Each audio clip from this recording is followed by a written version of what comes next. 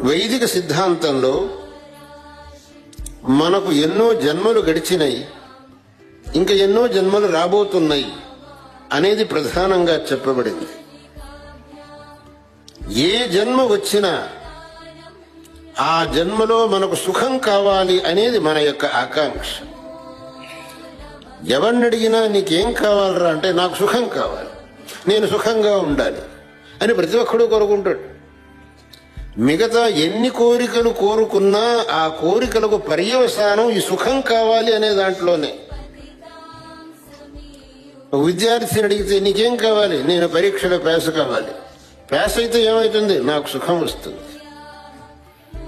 ఒక గృహస్థుడు మీకేం కావాలి, మా అమ్మాయి పెళ్లి కావాలి. పెళ్లి అయితే అప్పుడు నేను సుఖంగా ఉండగలుగుతాను.